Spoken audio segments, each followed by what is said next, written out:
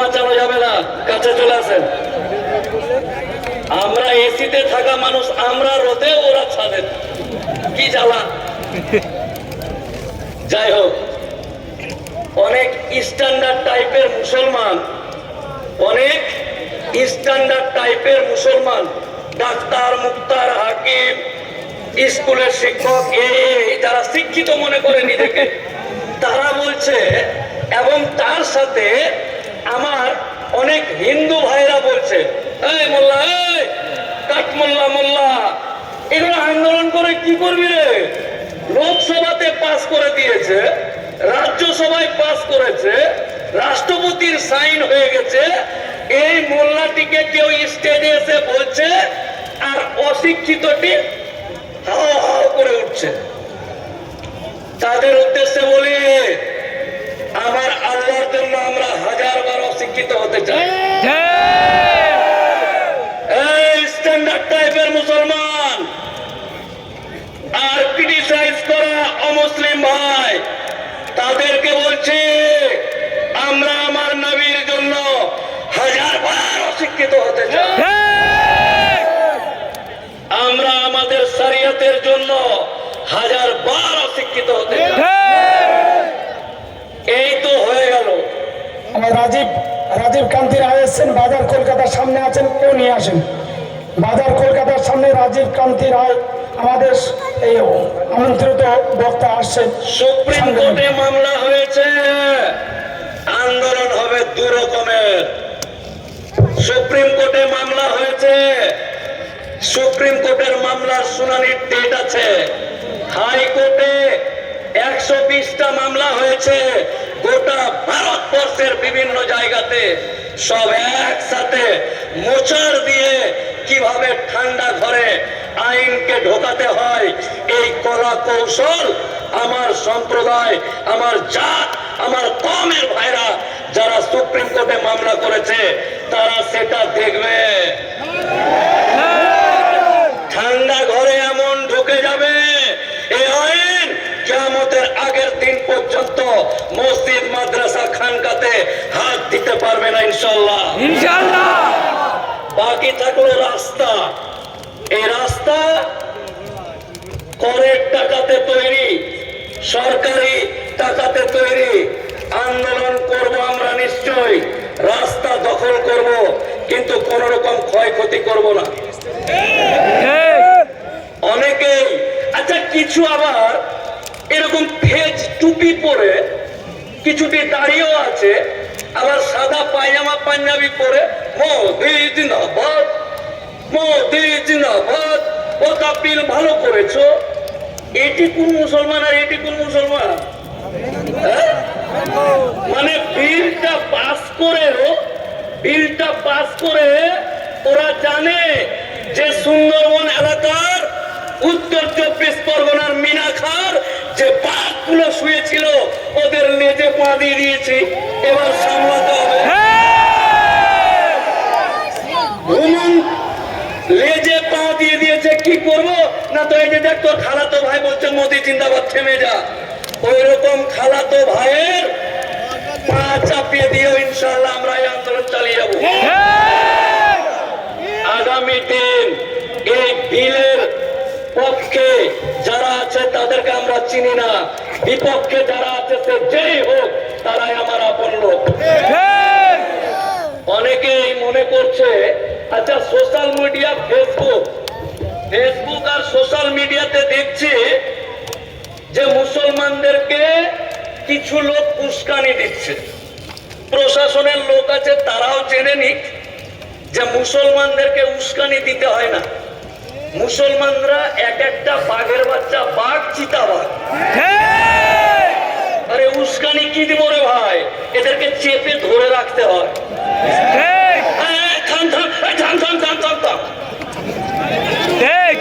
উস্কানি দিতে হয় না, এদের শরীর কম, কলিজা বেশি।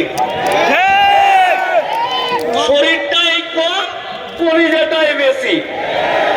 জাত এবং কওমের জন্য, আল্লাহর জন্য, নবীর জন্য শরিয়াতের জন্য তারা মুখের হাত দিয়ে কলিজা বের করে ছুঁড়ে মারতে পারে ইনশাআল্লাহ।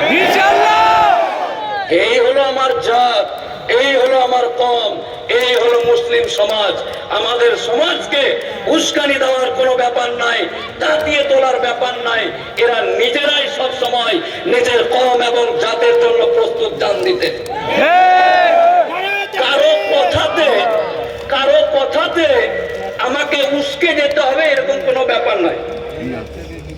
এইবার ভালো করে শুনুন যে এই আইনটা, এর আগের মিটিং এ আমি বলে গেছি যে এই আইন ছিল কি আর হলো কি।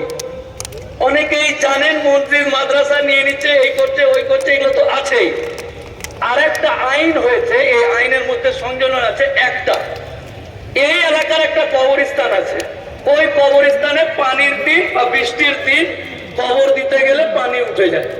এই এলাকার রহিম চাচা বা রহিম হাজির কাছে গিয়ে বললাম, হাজি সাহেব আপনাকে আল্লাহ অনেক সম্মান দিয়েছে, টাকা দিয়েছে, তা আপনার ওই উঁচু জায়গাটাতে দিঘির পাড়ে যেটা জায়গা আছে ওই জায়গাটা 5 কাঠা দেন, ওইখানে আমরা কবরস্থান বানাবো।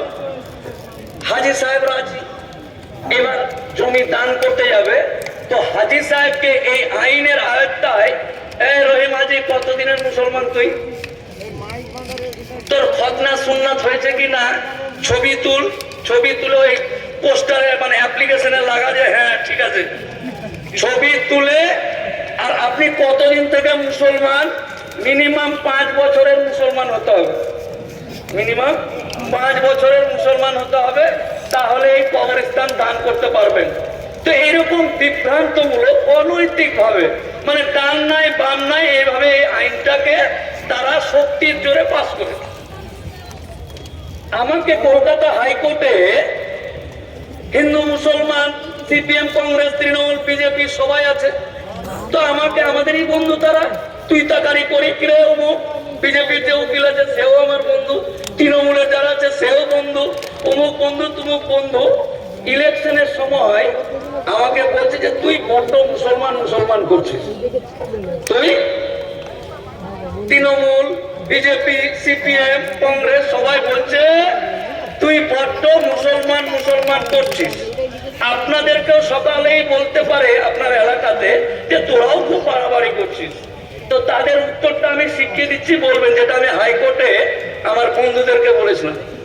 আচ্ছা, আমার দাদু মুসলমান, আমার বাপের যে বাপ সে মুসলমান, আমার বাপ মুসলমান, আমি মুসলমান, তো আমি কি কি করবো বোঝাতে পারছি না।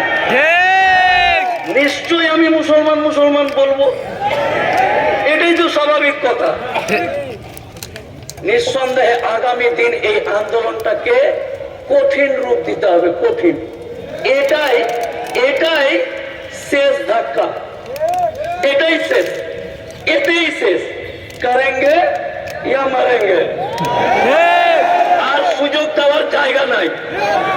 কে কি বললো, কার কি হলো, কার ফাটলো, কার ফুটলো, কি হয়ে গেল আমাদের দেখার দরকার নাই। অনেকে বলছে হ্যাঁ বল বল বল বল বল।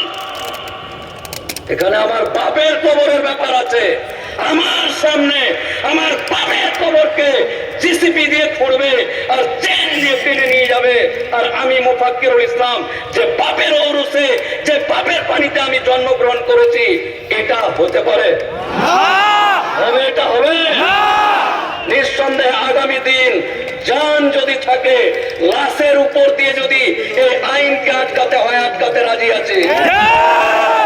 কোন কাহিনী চলবে না। অনেকেই অনেকেই অনেকেই বলছে যে মুসলমানদের ইঞ্জিনটা খুব ঢিল, এদের হর্স পাওয়ার খুব কম, ফুট করে উঠে ফাট করে থেমে যায়। মুসলমানরা হচ্ছে নবাবের ছেড়ে যাওয়া নবাবের ছেড়ে যাওয়া বংশধর। এদের মন মানসিকতা, এদের হৃদয় এতটা বড়। অনেকে বলছে যে এই মোল্লাটি হিন্দুদের বিরোধিতা করে। ক্লিয়ার করে দিই আপনাকে, ন্যায় ডাক্তার, চিরে দে বুক, বের কর কলিজা, বের কর হৃদয়। এই জায়গাতে দাঁড়িয়ে আমার বুক চিরে কলিজা বার করে যদি কেউ দেখে আমাদের কোনো হিন্দুদের প্রতি আমাদের কোন রকম বিদ্বেষ নেই, ঘৃণা নেই। নবাবের ছেড়ে যাওয়া বংশধরের আগামী প্রজন্ম আমরা, আমাদের হৃদয়, আমাদের মন অনেক বড়। নিঃসন্দেহে আমরা সকলকে একসাথে হৃদয়ে নিয়ে বসবাস করব। কেউ যদি এটাকে দুর্বলতা মনে করে হৃদয়ে থাকতে থাকতে মাথায় উঠে নাচতে চায়, এমন ঝাঁকি মারবো সমুদ্রের গভীরে গিয়ে পড়ে যাবে। হৃদয় অব্দি ঠিক আছে, ভালোবাসা অব্দি ঠিক আছে, বাড়াবাড়ি যদি হয় আর মাথায় উঠে কেউ নাচার চেষ্টা করে, আগামী দিন মারবো ঝাঁকি, গিয়ে পড়বে সমুদ্রের গভীরে। আগামী দিন এই জিনিসগুলোকে সুন্দরভাবে, এটা একটা বড় আন্দোলন কিন্তু ব্রাদার। আজকে মিনা খায় আসলাম, কালকে গিয়ে হ্যাঁ ওখানে ভালোই লোক হয়েছিল, সরি সরি, একদম সময় নেই। এই বড় হৃদয়ে জায়গা নিতে নিতে ইসরায়েলের কাছে, প্যালেস্তিনের কাছে যে খবরগুলো জানেন, যে ভিখারি ভিক্ষা নিতে এসে প্যালেস্তিনের মতো জায়গাকে দখল করে নিয়ে বলছে এটা আমার বাড়ি। তো আজকে আমাদের এই সরল সাদাসিধে মানুষ, মুসলিম সম্প্রদায়ের মানুষ, হৃদয় বড়র মানুষ, এই মানুষগুলোকে ভুল বুঝিয়ে আস্তে আস্তে লাস্টে কবর দেওয়ার জায়গাটাও নিয়ে নিবি। হয় নাকি? হ্যাঁ, 3 তালাক বিল পাস করলি, ঠিক আছে, ঠিক আছে, ওকে। যারা তালাক দেওয়া দেই করে এ আছে, ঠিক আছে, তবু মেনে নিয়েছি। বুকে পাথর দিয়ে সুপ্রিম কোর্টের রায় দিয়ে কোন একটা মসজিদ নিয়ে নিয়েছিস, ঠিক আছে, ঠিক আছে, আল্লাহর ঘর অনেক আছে, যেখানে ইচ্ছা সেখানে নামাজ পড়ে নি, ঠিক আছে। কিন্তু এইবার আস্তে আস্তে না, তোকে মেরে ফেলবো, মেরে তোকে কবর দিতেও দিব না। কত লোভ, লোভ অতি লোভে তাঁতি নষ্ট। এই তাঁতিকে নষ্ট করেই ছাড়তে হবে, বুঝলেন না? এরা বলছে যে এরা পারবে না, 2-3 দিন করবে এরকম। এটা লং টার্ম যুদ্ধ, লং টার্ম আন্দোলন। এই আন্দোলনকে সুন্দরভাবে এগিয়ে নিয়ে যেতে হবে। আচ্ছা, এই জায়গাটাতে এই জায়গাটাতে এই লোকটি, আমরা কারা? দিনে রোজা করা লোক নাকি? হ্যাঁ, রমজানে রোজা করলাম এই তো কিছুদিন আগে।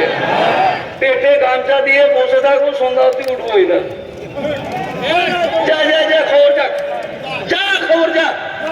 তোর বাবা দাদু যারা আছে তাদেরকে, যে মিনাখার মানুষ জেগে গেছে, মিনাখার মানুষ জেগে গেছে, মানাঞ্চল মানুষ জেগে গেছে। এই জেগে যাওয়া মানুষগুলো আর থামতে পারছে না। এই যে এখানে আমার আশেপাশে আইবি ডিআইবি আছে, আইবি আছে, ডিআইবি আছে, সেন্ট্রাল বা মোদির লোকজন আছে, সবাই লিখছে। একটা উকিল এসে ভাষণ দিল, এরা হুয়া করলো, বাড়ি চলে গেল। আচ্ছা, ও যদি লিখে পাঠায় যে না কিরা খেয়ে নিয়েছে, একটা উকিল এসে ভাষণ দিয়েছে, ওই ভাষণ শুনে এরা এই জায়গা থেকে উঠছে না যতক্ষণ না আইনটাকে এই হবে। এই খবরটা কার কাছে যাবে? ডিআইবি পাঠাবে ওসির মাধ্যমে এসপির কাছে। কার কাছে? এসপি, যে হেড জেলার, ওই এসপি পাঠাবে ডিআইজির কাছে। এই জেগে গেছে, বাপরে, এদেরকে থামা যাবে না, এই বাঘগুলোকে, জেগে গেছে।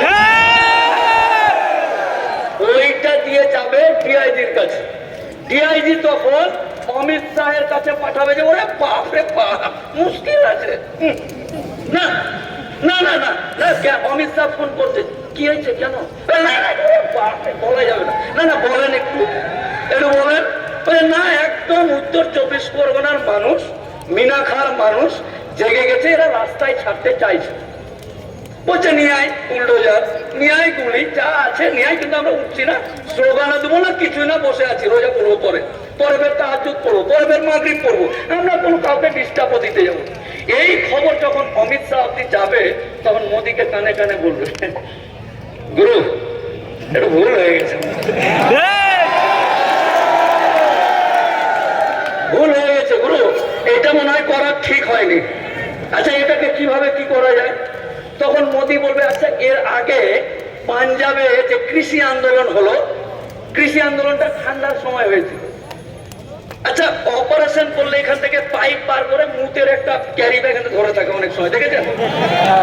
67 বছরের বুড়ো, কত বছরের? 67 বছরের বুড়ো, ঠান্ডাতে কাঁপতে কাঁপতে কৃষি বিল বাতিল যেন হয় তার জন্য অপারেশন হয়ে গেছে তেঁতুলিটাতে, পাইপ দিয়ে থলি নিয়ে কোথায় বসে আছে? রাস্তাতে বসে আছে। কেন না? তো কৃষি বিল বাতিল করতে পারে।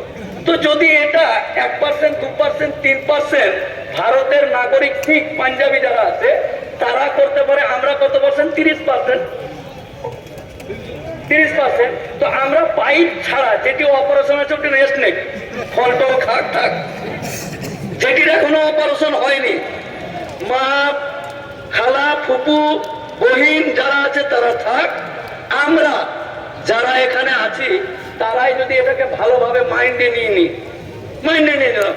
না না, অনেক সময় অনেক কিছু বলে মাইন্ডে নিই না, একবার মাইন্ডে নিয়ে নিলাম। অনেকে আমাকেও বিভিন্ন সময় বিভিন্ন কিছু বলে, এই করলো, কমেন্ট করলো, মাইন্ডে নিলাম না। এটা যে কোনো জিনিসকে ধরে মাইন্ডে নিয়ে নিলাম। মাইন্ডে নিয়ে নিলাম মানে ওর ঘুঘু, মানে ওর ডিঙিতে ঘুঘু নাচবে, বুঝতে পারলেন না? একবার যদি কোনো জিনিস মাইন্ডে নিয়ে নি, আইনের মার পেছে, আইনের কলমে বাড়িতে বা বাড়ির টিহিতে ঘুঘু নাচাবো। এটা হলাম আমি। তো আমরা যদি এক হয়ে যাই, এই সরকারকে উপড়ে ফেলে ওখানে পায়রা চাষ করবো। এই সরকারকে উপড়ে ফেলে ওইখানে নিচে গলদা চিংড়ি না কি হয় এদিকে ভেড়ি বানাবো, ভেড়ি ভেড়ি। কই কই কই কই কই নাই ভেড়ি, কি হচ্ছে না? তো চিংড়ি চাষ হচ্ছে। তো এইরকম এই গেল, সুন্দরভাবে আপনাদেরকে জিনিসগুলো বুঝালাম। মেইন যেটা জিনিস আবার রিপিট করে আমি আমার বক্তব্য শেষ করব। আলোচনা অনেকে আমাকে ফেসবুকে দেখেন, কৌশলগুলো বলে দিই। কৌশল হচ্ছে এক, যেটা সুপ্রিম কোর্টে চলছে, ওটা উকিল বাবু আপনার জাতের মানুষ বা আপনার পক্ষ থেকে গিয়ে অনেক উকিল বাবু সেই দিন কিন্তু একেবারে রোজা করে যেন বাইরে পেশাব করতে না যেতে হয়, বা একটু পান খেয়ে নি, ওদিকে জজ বসে গেছে, ডেট পার হয়ে গেলে, এরকম হবে না ইনশাল্লাহ। একেবারে ওইখানে ফজরের নামাজ পড়ে রোজা করে সেহরি খেয়ে চলে যাবে, এরকম রেডি আছে। একটা টিম আছে যারা সুপ্রিম কোর্টে আইনটাকে চ্যালেঞ্জ করেছে যে এই আইন অসভ্য টাইপের, অসাংবিধানিক, এটাকে প্রমাণ করার অনেক রাস্তা আছে, সেগুলো করবে। দ্বিতীয় হলো আন্দোলন। আন্দোলন এরকম মিটিং মিছিল হবে, সব ঠিক আছে, কিন্তু পাড়াতে পাড়াতে বাড়িতে, আচ্ছা আপনার বেটা জানে তো যে আপনারা এসছেন? ওদেরকে জানাতে হবে। আমরা ধার বাকি রেখে মারা যায় না। আমরা যখন মারা যাই, জানাজার নামাজ পড়ে তার আগে ইমাম সাহেব কে আছে বেটা এসো, কার কি দেনা আছে মিটিয়ে দেন, নাকি? আপনাদের দিকে হয় না নাকি? জানাজা থেকে হ্যাঁ অমুক মারা গেছে, তার বড় ছেলে, তার কাছে কেউ যদি টাকা পয়সা পান, দেনা পাওনা আছে, তাহলে এই বড় ছেলে থাকলেও মিটিয়ে দিবে, তাই তো? বড় ছেলে হাত উঠে বলবে হ্যাঁ হ্যাঁ আমি মিটিয়ে দেবো বাপের দেনা যা আছে। তো আমরা আন্দোলন করতে এসে বেটারাকে বলে আসতে হবে, বেটা বেটি জামাই সবাইকে বলে আসতে হবে যে এরকম আন্দোলনে যাচ্ছি, আর এটা কিন্তু বাকি থাকলো, যদি কোনো কারণে আমি নাই তো তোরা ব্যাপারটা মিটিয়ে দিস। আর সময় নাই, বক্তব্য দিয়ে আপনাদেরকে অনেক রকম বক্তব্য আমি দিতে জানি, কিন্তু এর আগেও দিয়েছি, জানেন আপনারা। তো আজকে বক্তব্য না, কৌশলগুলো, প্রত্যেকের বাড়িতে ওয়াকফটা কি জিনিস আর কারা করেছে, কে কি আর কারা, দুই পক্ষকে চিনিয়ে দিতে হবে যে এটা ওয়াকফ আর এরা খেয়ে নিচ্ছে। এই চেনানো হয়ে গেল। ইয়াং তরুণ ভাই যারা আছে তারা 5 জন মিলে চায়ের দোকানে বসে এরকম মাওলানা সাহেবের সাথে দাঁড়ালাম, ওই ভাই আছে, ছবি তুলে কত বিল মানি না, ফেসবুকে পোস্ট করবে। মিটিং মিছিল শান্তভাবে বিভিন্ন জায়গাতে মিটিং মিছিল করতে হবে। আর এইখানে যতগুলো লোক আছে তাদেরকে বলছি ফেসবুক দখল করে নিতে হবে। ফেসবুক তখন মোদি বলবে যে সবই খালি খুলছি তো কিরে, মোদিরও ফেসবুক আছে জানেন তো? অমিত শাহর ফেসবুক আছে। ও যখন এরপরে টুনির মা ননিরে ননিছি গান শুনতে যাবে, তখন দেখবে ও কাপ মানি না, বিল মানি না, আইন মানি না, এগুলো করছে কেন রে? অমিত শাহকে ডাক, তাদের ডাক, সব খালি দেখছি মুসলমান যত করছে। তাই একদম অত্যন্ত দায়িত্ব মনে করে সোশ্যাল মিডিয়াকে দখল করতে হবে আন্দোলনের মাধ্যমে এবং ছবি দিয়ে এর বিরোধিতার মাধ্যমে। আগামী দিন আপনারা সকলেই ভালো থাকুন। আর প্রত্যেকটা ডাকে কে ডেকেছে, কারা করছে, কি করছে না, তখন এই চল এক লোক টাকা দিতে এসছে যে তুই যে চা খালি পয়সা নেই, বাপের কবর বাঁচার ব্যাপার আছে, চায়ের বিল দিতেছে। হ্যাঁ পরে দেখেছি, আগে বাপের কবর বাঁচিয়ে নিয়ে এসে তার বলছে হ্যাঁ কি বলছিলি কাপ চা তিন, এরকম আগে আগে এটা